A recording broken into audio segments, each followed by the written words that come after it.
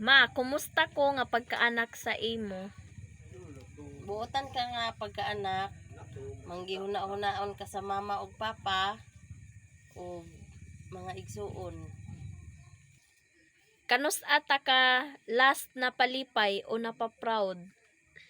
Kadtong nag-daycare pa ka, nalipay kog dako kay honor ka permente hantod sa grade 6, hantod sa grade 10, hantod sa 12. Mo bright ka nga pagkabata nako. Nakabuhat ba ko og gikaguol nimo og ayo sukad? Oh, nakabuhat ka katong nagsugod na kag panguyab. Naguol kog maayo kay nahadlok ko nga kuan sindi ka kahuman pag eskwela. Kumusta ko nga pagkaigsoon?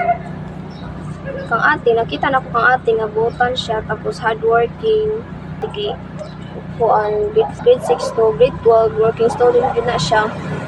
Tapos pagkahuman niya og grade 12, nagtrabaho siya para makatabang siya ang ilang mama o papas para sa amo o mga kailangan. Supportive ako nga pagkaigsoon. Oo, makaingan ko kang ate nga supportive sa ate kay kuan kanang mo chat gay si mama sa iya kay ngati walay kuan kanang pang notebook imong maigsuon ano ipalit daw nya si ate to the risk back dayon nya ingon din siya nga kuan palit na daw siya palit na daw niya mga notebook ang manghod bag ano nga siya ka utan para lang jud maka eskwela ko mga manghod. Tapos ako sa tuuna grade 7 ko na eskwela ko ang iyahan ng baon, working student pa gud siya, ang iyahang baon, ihatag na lang niya sa ako pang 1 week para kuan kanang maka-eskwela ko kay ako ihatag si mama sa ako. Si ate ga pa-eskwela sa kuan ano. Tapos kung time nga nang hirang ko pan sa iyaha kanang pantalon para lang maka kuan ko apil contest. Unsa imong ganahan sa ako isip pagkaigsuon? Katong kuan time nga dapat mi sa bukid nagpuyo tapos pag ga-eskwela mi da sa elementary pa mi ato nag-eskwela mi tapos si ate ato baktas sa mi pa yung sa eskwelahan na pagkahapon na pud ana baktas sa pud mi unya kay dalugdog man unya feeling na ko mukilat ba ano kay basta mao jud akong dumduman basta dalugdog na gani mukilat na dai nga nagloloda siya sa kuan kanang bato pa dayto luluhod siya diha unya mag-ampo din siya unya sundog na pugod luhod para mo ampo unya nga di paulanon dili pakilaton kay ako talawan kay ko ana nga paswas mi sa lakaw tas istoryahon ko niya para makalma ko magpasalamat ko kang ate kay wanang ganahan ko kang ate unya kuan ka na makakalma ko ba sa iya halag na mga istorya niya.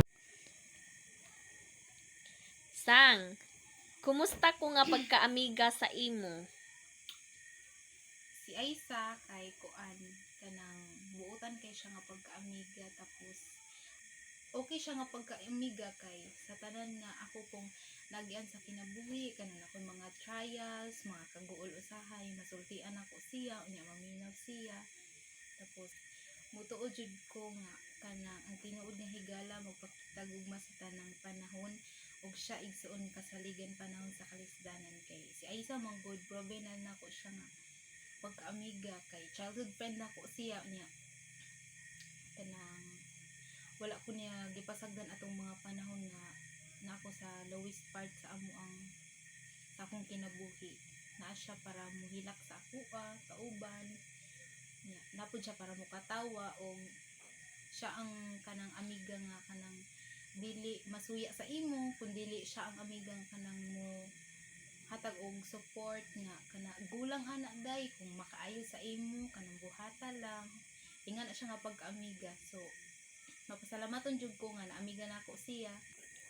Sang, naa na ba ko'y nabuhat na gikasuko nimo na wala nimo giingon sa ako? Kuan katong bata pa ta kay kuan kanang imo magong gipaak sa kamot. Unya, Gipaako niya sa kamot tapos kuan kanang nalain ko sa iya ha pero wala lang nako gi istorya sa iya kay kuan isugay mo si Aisa sa bata pa. Isugay si Aisa sa bata pa medyo mahadlok ko ato sa iya nga time. Pero suod mi.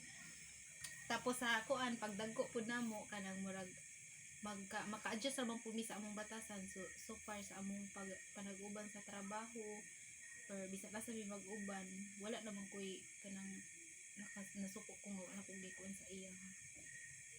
Maka-adjust ra pud mi sa among kaugalingon duha. So sa bata ra to, karon wala na. Okay ra mi. Kay pag nami problema sa usag-usa, amo man dayong share namo sa amo ang mga kaugalingon para dili kay siya mudako. O na nga strong amo ang friendship. Sang, maayo ba ko nga impluwensya sa imo? Ang akong ikasulti sa maayo nga impluwensya ni Aisa is kanang ang iyang pagkamaayo o kanang pagkamatinabangon sa iyang pamilya nga kanang bisag wala na gali iya ha kanang hatag lang gihapon siya para sa iyang pamilya ing ana akong nailan sa iya nga pagkaamiga. So makaingkong nga maayo ang iyang impluwensya sa ako.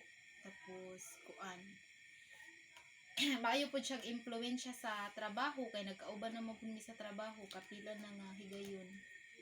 Like passionate kay siya sa iyang work kanang kung na siya gusto buhaton, iya ginahumanon karong adlaw, tapos i-file og maayo. Dapat yun naka details ang tanan, ingana siya kadasig mo trabaho niya. Kanang maka-impluwensya pud ba na sa ato ang kauban sa trabaho nga kanang ingana kapugihan atong katrabaho or atong amiga. So kita pud mas maningkamot pud ta nga kanang mubuhat pud ta og kanang mahimo pud ang porsigido sa trabaho. Tapos kuan kanang makaingon ta nga mabination gid siya sa ubang tao, dili lang sa ako ang best friend niya kung dili sa iyang pamilya, sa nasa palibot niya kuan kay siya honest kay na siya manarbaho. Nga na akong nailan sa iya mo na nga ang iyang pagka-honest kanang marag makatakod gali ay sa nga pagka-impluwensya nga amiga tungod kay package naman tanan gud si Aisa kanang buutan maka-impluwensya iyang kabuutan iyang pagka amigahon maabi-abihon ana. Tapos thankful ko sa iya nga naamiga na ko siya. Mora to. Okay, thank you Inday. Okay, first question. Kumusta ka nga pagka-estudyante sa ato ang klase? Si Aisa, nakita nako sa iyaha ug namo nga mga classmate niya nga naningkamot jud siya, wala siya nagpasagad sa iyang pag-eskwela, nagtuon jud siya maayo ug so far sa ako ang nabalan sa iyaha is kanang dagko siya og mga score sa amo ang midterms kay wala gid siya nagpasagad. Ikaduha nga pangutana, unsa nga subject siya mas abtik? Halos tanan man nga subject abtik siya kay nakita nako sa iyaha nga nagtuon jud siya og maayo ug nakita nako sa iyaha nga naa gid siya potential nga makahuman siya sa iyang pag-eskwela. Last question. Unsa nga subject siya hina? Sa iyang giingon sa kuha is ang hina gid niya na subject is labi na kanang na-solving. Like for example sa amo ang personal finance, principles of economics ug accounting. Kana nga mga subject is di man gid malikayano nga naay solving. So ako ang ikaingon sa iya is ang pagtuon lang jud kay dili lang man pud siguro siya no nga naglisod ani nga subject kundi halos tanan man gyud. Satisfied ba ka sa imong gipang buhat karon na semester as estudyante? So para sa ako, dili ko satisfied pa sa ako ang gipang buhat kay tungod daghan pa kog mga goals nga gusto nako i-achieve ani nga semester, but sad to say hitabo to last week ang linog unya mao na karon na ano na lang ta online class tapos dili ko makaingon nga nabuhat na nako ang ako ang best ani nga semester. Asa na parte karon na semester ang imong gusto baguhon? So ako ang gusto baguhon karon na semester is ako ang time management kay para mahatagan nako og saktong oras ako ang pag-study, mahatagan ako og oras ako ang pamilya nga layo sa ako and para mahatagan pud nako ako ang kaugalingon og oras para i-enjoy ang mga butang. unsa nga mga butang karon na semester ang imo tana gibuhat og mas maayo. Ang mga butang nga gusto tana nako buhaton og maayo is ako ang pag-study, pagbuhat sa akong mga reports kay diha jud ko medyo kanang dili kay ko kabalo mag pagbuhat nako og mga activities, requirements kay para hatagan ko og unsay deserve sa ako ang grado. Gusto gid nako nga makapasar ko karon nga semester kay para maka shift ko og course.